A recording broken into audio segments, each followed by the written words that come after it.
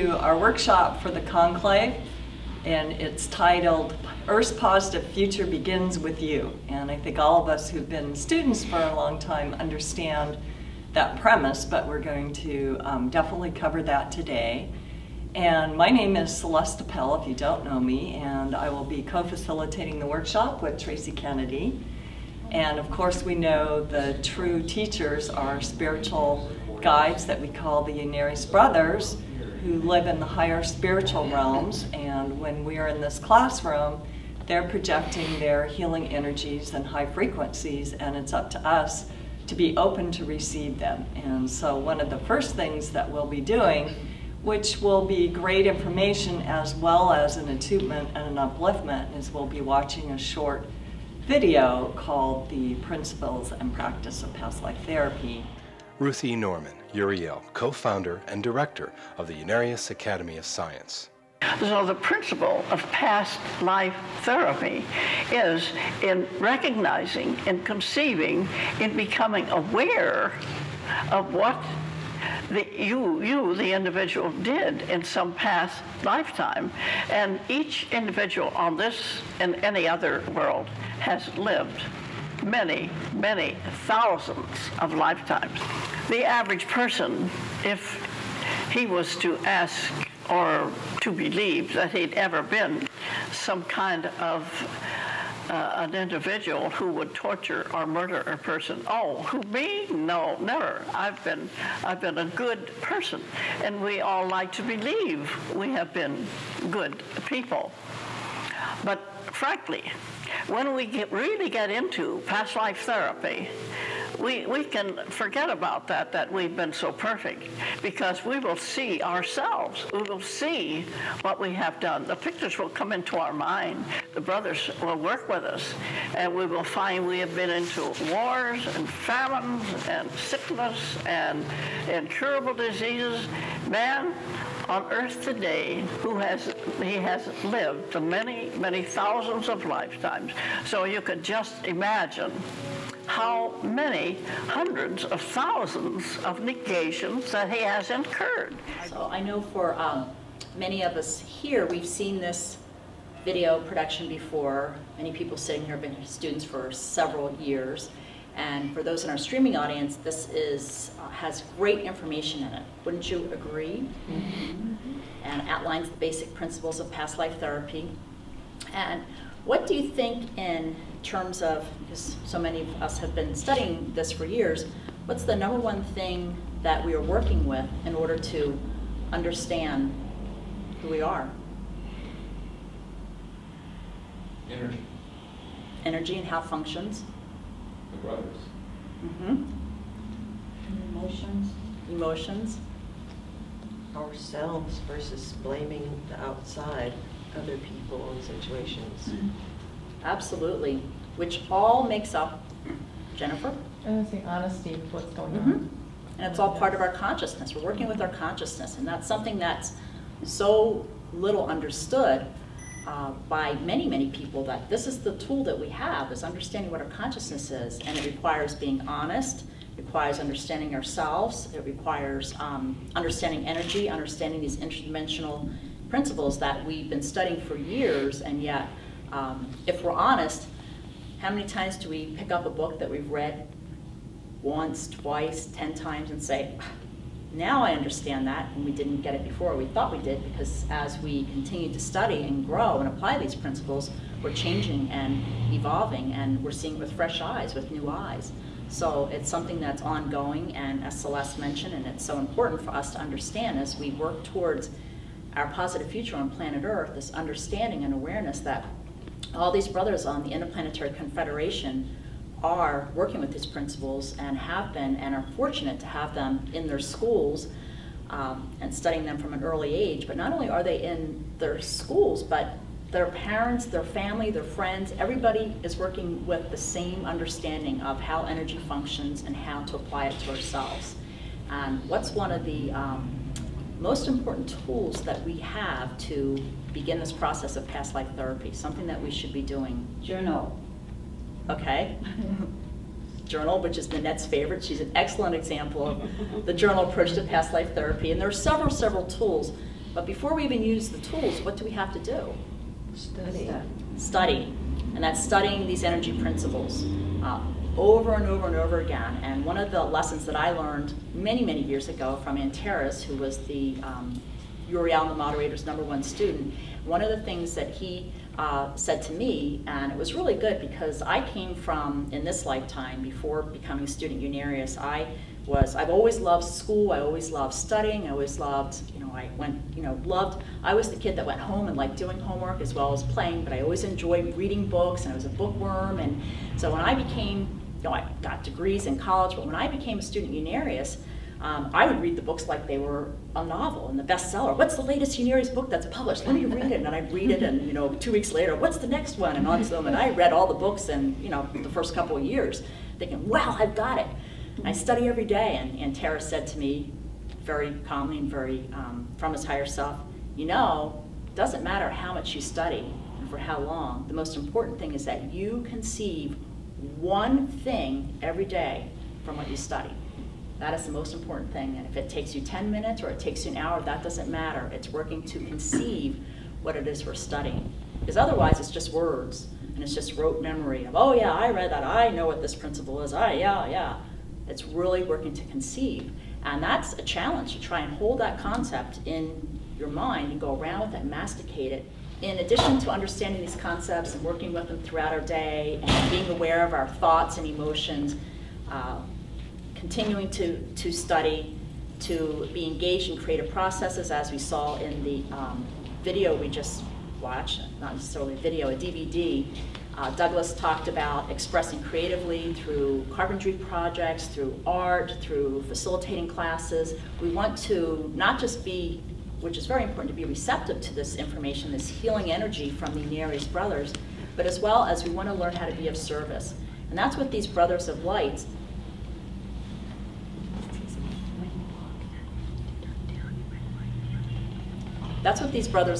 have learned to do, is they are serving as examples of how to apply the principles of past life therapy to themselves, how to make a positive change in their consciousness, recognizing that principle of cause and effect, and also giving back, being of service. And that's what we're all attempting to do as we progress on this pathway of progressive evolution. Editing of thoughts and exercise in mind function. And really this is something that we learn to do continually, every moment if you can. In fact, as I'm talking here, I've just over so many years of being a student, there's another little voice going on up here in my head going, okay, why did you just say that? Or why did you have this stray thought come in? And it just becomes natural. But at first, when you first start this, you may have to really focus on it more. So I know one of the tools, and I mentioned this before, that really helped me was keeping a little notebook, and now you could use like your smartphone and just type it in. But every hour on the hour, I would stop and I wouldn't edit what was in my mind, and I would just write it down. And what it is that you have this constant stream of consciousness coming through at the subconscious level that for most of us, when we first became students, and even now, but not to such a great degree, we weren't aware of it. And that is the regeneration of these thoughts and emotions that are re-expressing from previous lifetimes, depending on whatever the environment is stimulating you. And then in turn, that information is taken in through your senses, and it's stepped up in frequency and goes through your brain, which is just really a step up down transformer. And then it's sent to your subconscious, which is part of your psychic anatomy, and then to your mental consciousness, which stores all of your past lives as waveforms and vortexes. And if it rings harmonically, there's something similar, then it comes back and it creates your reality. So that process is happening continually. That's automatic. We don't have anything to do with that. But what we've learned to become master of is becoming aware in the moment of those thoughts and those emotions, and then being selective. So, okay, sometimes if we're honest, when we get upset about something, we like it, don't we? We like to get upset and go on about it and talk to other people about it and prove I'm right and this other person's really stupid and blah, blah, blah. I mean, if we're honest, we all do that. And we still do that as students, don't we? Because we're learning. So what you realize, though, is when you keep doing that, what are you doing? What happens? Regenerate the past. And you're internalizing it also. Okay, it regenerates the past. How does that reflect out in your life? Negatively. So if you're wondering why your life isn't going so well and all these things keep happening to you and people keep having negative reactions to you and maybe you didn't get the job you wanted or the promotion you wanted or you don't have as many friends as you want, well, guess what? If you keep all that negative stuff in your consciousness, not just expressing it, but in your mind, that's a frequency you're oscillating on, and it's a lower frequency. It's part of our developed lower self, and we're trying to develop our higher self.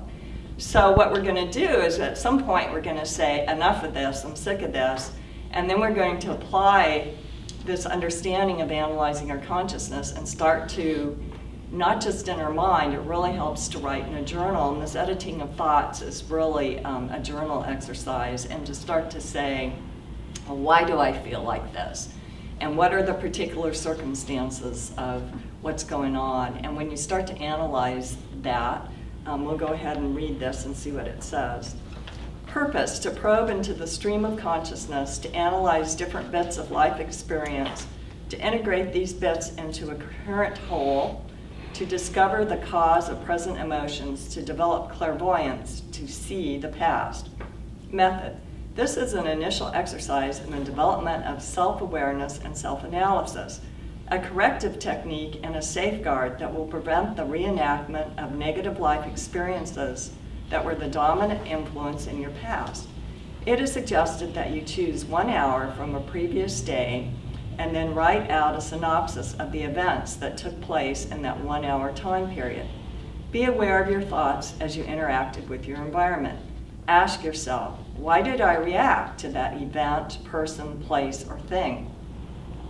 In time, you will develop the ability to recognize the subtler thoughts that emanate from your subconscious. Your thoughts are the blueprints to understand the cause of present-day inharmonious situations in your life, the clues that will reveal past life traumas. Your environment is an outpicturing of past life experiences that now reside in your psychic anatomy as energy waveforms. It is a screen upon which your past has been projected into the present. As you become aware of your conscious and subconscious thoughts, your reactions to persons, places, and things, a personal diary can be written that will give you a greater degree of objectivity with situations you experience every day. The physics of reincarnation is, to all intents and purposes, an understanding of the continuity of consciousness. At the same time, the continuity of consciousness is contained in the thoughts and actions that permeate the sum and substance of your life. Learning how to edit your thoughts by actually putting into practice this exercise and mind function will put you in front of the cart, so to speak. You will become the director of your consciousness and thereby the director of yourself. Self-mastery means the recognition and removal of the subconscious reflexes inherent in all life conditions, giving you clear access to your higher or superconscious self and the spiritual dimensions. So when you begin to turn the lens of your mind up and start to make that alignment with the higher part of yourself, then you start to change the bias of your frequency to a more positive one, and you can be more open to the help of the spiritual teachers. And we already talked about when you study, when you come to classes, when you listen to something that carries this higher frequency, that's helping you to align your consciousness. And then you let it go, right? Because if you keep going around with it, what happens? Generate. Do you get your answer? No, because your conscious mind is not on a higher level. And so you're just at that same frequency. So if you want higher frequency information, if you let it go, you've analyzed it the best you can, you've asked why, you're open, you're honest, you'll get that information. Will it come right away like we want it, like I want it right now? No, not necessarily. Might a few days later come in dream state. You might be in the shower, driving in the car, might come, it just depends on you, the individual, the cycle, what you've set up. But if you are persistent and you are positive, every single person gets help, and we all have fantastic examples of that. So, I happened to see Lonnie and Suzanne over by the case where the crowns were and the mannequins.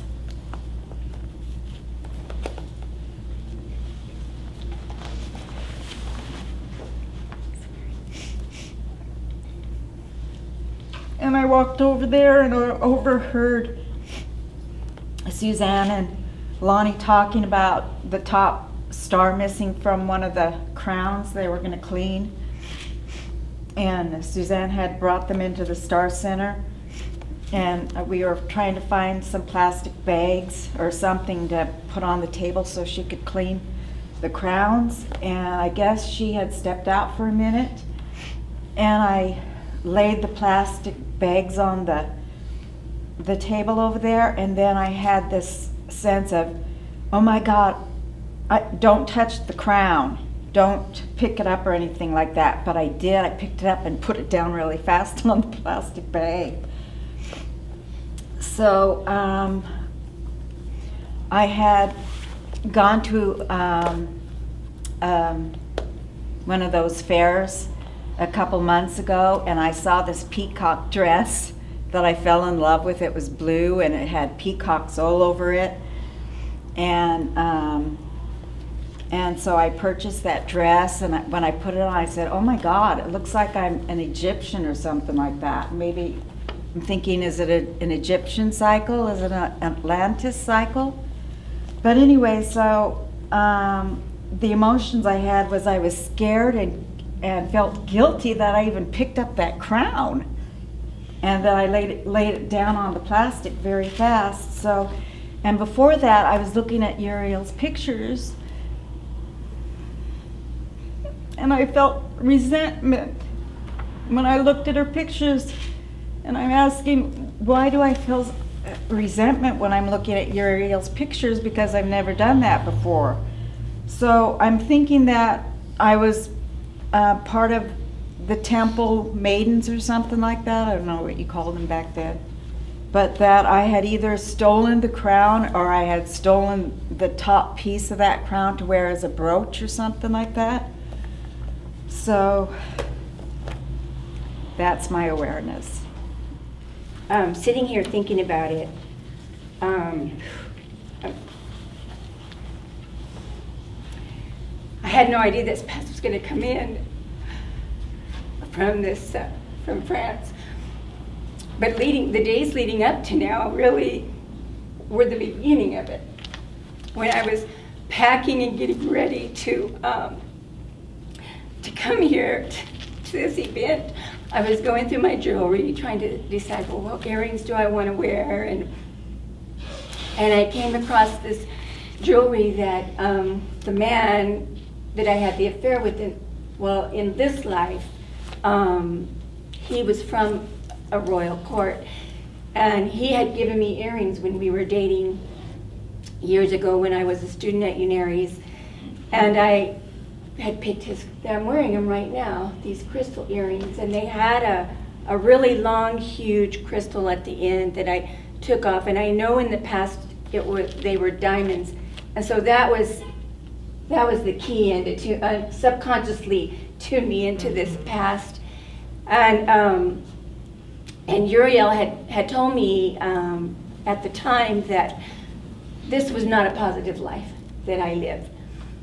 And it was really hard for me I knew intellectually that it wasn't, but it was, because it was a little, to me, prestigious, the ego was attached to it. I didn't want to look at it, but I know that the things that I did in that lifetime contributed to the following, to the French Revolution, and the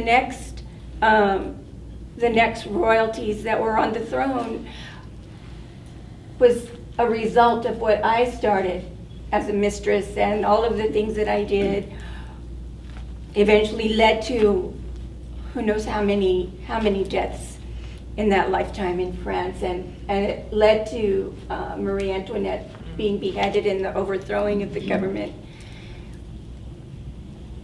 And so that's the past that I'm in phase with, that I had no idea over this weekend, that started with those earrings that I picked out, and also at work, the emotions at work were reflections of that, unknowingly to me.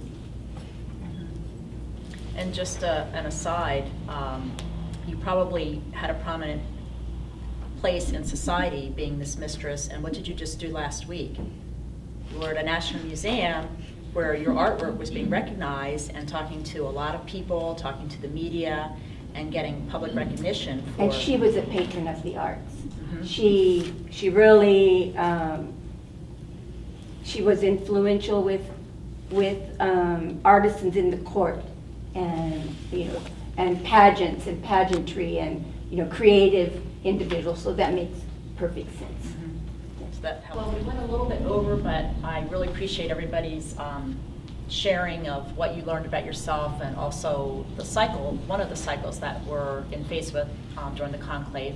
The most important thing is to recognize that this is our opportunity to change that cause that we see the effect of in the present by our awareness and acceptance of our involvement in the past against spiritual teachers, against one another, against our fellow human beings, and to realize that that's not who we are now. That's who we were, that energy is affecting us, but with that awareness and acceptance and remorse, we're changing that bias to be that positive conduit and polarity for the Unarius Brothers of Light.